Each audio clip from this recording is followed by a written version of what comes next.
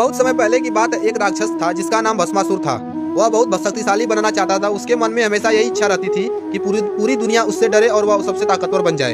एक दिन उसने सोचा कि अगर उसे भगवान से कोई बड़ा वरदान मिल जाए तो वह अजय बन सकता है। इसलिए वह जंगल में जाकर कठोर तपस्या करने लगा। उसने भगवान शिव की घोर तपस्या शुरू कर दी। भस्मासुर कई सालों तक बिना खाना पानी के तपस्या करता रहा। उसकी तपस्या इतनी कठोर थी कि देवता भी डर गए। अंत में भगवान शिव उसकी शक्ति से प्रसन्न हो गए और उसके सामने प्रकट हुए। भगवान शिव ने कहा, भस्मासुर, मैं तुम्हारी तपस्या से खुश हूँ, मांगो क्या वरदान चाहते हो। भस्मासुर के मन में एक चालाक विचार आया। उसने कहा, भगवान, मुझे ऐसा वरदान दीजिए कि मैं जिस किसी के सिर पर हाथ रख दूं वह तुरंत भस्म हो जाए।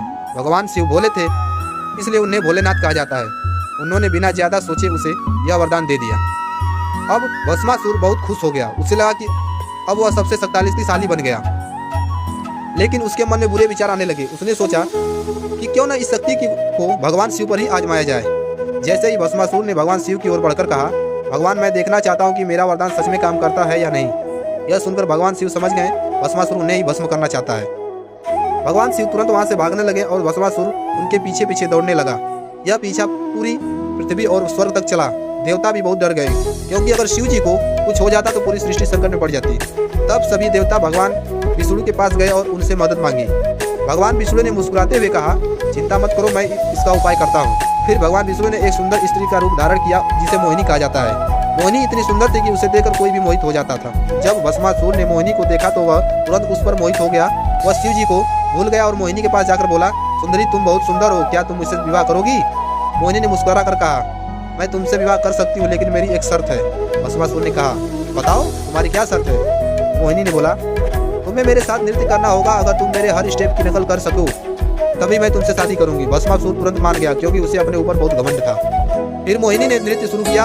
वह एक एक करके अलग अलग मुद्राएं बनाने लगी। भस्मासुर भी उसकी हर हरकत की नकल करता रहा। धीरे धीरे नृत्य तेज होने लगा। मोहिनी ने अपने हाथों को अलग अलग तरह से घुमाया और भस्मासुर भी वैसा ही करता रहा। अंत में मोहिनी ने एक चाल चली। उसने अपना हाथ अपने सिर पर रख दिया। भस्मासुर भी उसकी नकल करते हुए तुरंत अपना हाथ अपने सिर पर रख बैठा। जैसे ही उसका हाथ उसके सिर पर पड़ा, भगवान शिव के दिए वरदान के कारण वह खुद ही भस्म हो गया। इस तरह भस्मासुर का अंत हो गया।